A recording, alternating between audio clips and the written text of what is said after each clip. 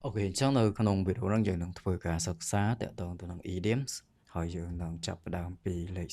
44 Ok ចឹងលេខ44គឺយើងមាន idiom មួយគឺយើងនិយាយថា break a leg ចឹងណា break a leg អូខេមានបើយើងប្រែតាមពាក្យមាន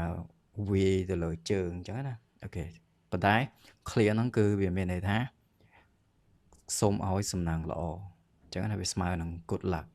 អូខេនៅពេលដែលយើងនិយាយទៅកាន់នរណាម្នាក់ say to a performer អូខេជាពិសេសអ្នកដែលសំដែងឬក៏អ្នកដែលធ្វើអ្វីមួយដែលនឹងធ្វើអ្វីមួយចឹងទៅហើយយើងនិយាយទៅកាន់ពួកគេអូខេ break a leg មានន័យថាយើងនិយាយថាសូមឲ្យសំណាងល្អចឹងណាអូខេ good luck អាហ្នឹងគឺន័យរបស់វាគឺចឹងឯងអូខេយើងមើលឧទាហរណ៍យើងអាចនិយាយបានថា don't be nervous អូខេ don't be nervous you're beyond ready for the piano recital អូខេ break a leg ចឹងណាអូខេ don't be nervous មានកុំភ័យអីអូខេ you beyond ready for this piano recital អូខេ piano recital ហ្នឹងគឺមានការប្រគំ piano អូខេមានយើងឡើងសម្ដែងដោយការលេង piano ចឹងណាអាហ្នឹងគឺ piano recital ហើយអូខេ you beyond ready មានអ្នករួចរាល់អ្នកត្រៀមរួចរាល់ជាស្រេចហើយអូខេ you beyond ready for the piano recital អូខេអ្នកបានត្រៀមខ្លួនជាស្រេចហើយ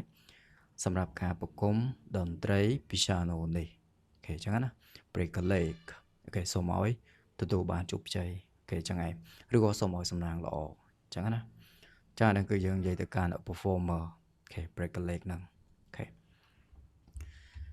អូខេ number 45គឺយើងមាន bury the hatchet អូខេ bury the hatchet តែនេះយើងមានពាក្យ hatchet មួយ hatchet ហ្នឹងគឺប្រែថាពូថៅដៃវាផៅតូចអាហ្នឹងគឺ hatchet ហើយអូខេ hatchet a small axe ចឹងឯងចឹង bury the hatchet បើយើងប្រែតាមពាក្យវាទៅដូចជាការកប់បថៅអញ្ចឹងណាគេ bury គឺយើងកប់នៅក្រោមដីប៉ុន្តែ clear bury the hatchet ហ្នឹងគឺវាមានន័យផ្សេងវិញអូខេន័យរបស់វាគឺផ្សារគ្នាឬក៏បញ្ចប់ចំនួនអញ្ចឹងណាអាហ្នឹងគឺ bury the hatchet ហើយ okay meaning to stop fighting and a disagreement and make peace អញ្ចឹងណា okay to stop fighting and a disagreement and make peace គេយើងឈប់ឆ្លោះប្រកែកគ្នាហើយបង្កើតឲ្យមានសន្តិភាពអាហ្នឹងគឺយើងផ្សះផ្សាគ្នាហ្នឹងហើយសម្រុះសម្រួលគ្នាហ្នឹងហើយអាហ្នឹងគឺ bury the hatchet អូខេចឹងហើយអូខេយើងមើលទៅហើយយើងអាចច្បាស់ថា the two countries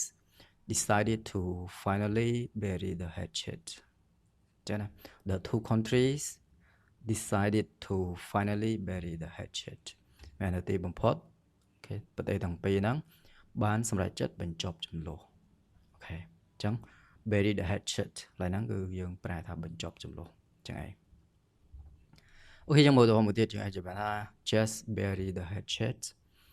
and go have a drink together ចឹង just bury the hatchet មានថាឈប់ខឹងសម្បាគ្នាទៅអូខេឈប់មិនយល់ស្របឬជ្រុះប្រកែកគ្នាទៅអូខេ and go have a drink together គេហើយទៅរកអីផឹកជាមួយគ្នាអញ្ចឹងណាអូខេអញ្ចឹង bury the hatchets mean to stop fighting អូខេផ្សាបញ្ចប់ចំនួនអញ្ចឹងណាអូខេអូខេយើងមើល46គឺយើងមាន cut to the chase អូខេ cut to the chase clear cut to the chase ហ្នឹងគឺមានន័យថាយើងចូលទៅត្រង់ចំណុចសំខាន់អូខេ like straight to the point អញ្ចឹងណាអូខេអាហ្នឹងគឺយើងអាចប្រើ idioms cut to the chase ហ្នឹងបានអូខេ mean go to the point stop talking about unimportant things ចឹងណា stop talking about unimportant thing ឈប់និយាយរឿងដែលមិនមានប្រយោជន៍យើងចូលទៅចំណុចសំខាន់អាហ្នឹងគឺ cut to the chase អូខេអូខេយើងមានឧទាហរណ៍មួយយើងអាចនិយាយបានថា I know that you don't have much time okay so I'll cut to the chase ចឹងណា I know that you don't have much time អូខេខ្ញុំដឹងថាអ្នកមិនសូវជាមានពេលទេ okay so I cut to the chase អូខេចឹងហើយខ្ញុំនឹងចូលទៅចំណុចសំខាន់តែម្ដងអូខេចឹងណាអូខេ cut to the chase Okay, number 47. Okay, number 47 លេខ47យើងមាន don't count your chickens before they hatch ចឹងណា don't count your chickens before they hatch អូខេកុំតន់រាប់កូនមាន់មុនពេលដែលវាញាស់ចឹងណា hatch ញាស់អូខេ chicken មានមាន់អូខេអញ្ចឹងមានន័យថាបើគ្រាន់តែយើងឃើញពងវាយើងអាចសន្មតថាមាន់ហ្នឹងមានចំនួនប៉ុណ្្នឹងឯងបើវាអត់តន់ញាស់អញ្ចឹងណាអាហ្នឹងគឺន័យរបស់វា don't count your chicken before they hatch អូខេមានអត្ថន័យរបស់វាហ្នឹងគឺ don't expect something before it happens អូខេមានយើងកុំរំពឹងអ្វីមួយដែលវាអត់តន់កើតឡើងចឹងណាទោះបីជាយើងដឹងចំនួនកូនមាន់ពងមាន់ប៉ុណ្ណឹងប៉ុន្តែយើងមិនប្រកាសថាទទួលបានកូនមាន់ប៉ុណ្ណឹងទេអាហ្នឹងគឺអត្ថន័យវាគឺចង់ប្រៀបធៀបចឹងឯងយើងមិនអាចរំពឹងថាអ្វីនឹងកើតឡើងដោយអ្វីដែលយើងឃើញទេអញ្ចឹងយើងកុំរំពឹងច្រើនពេកអូខេ don't count your chicken before they hatch ចឹងឯងអូខេយើងមើលឧទាហរណ៍យើងអាចនិយាយបានថា he assumed he passed the exam okay counting his chickens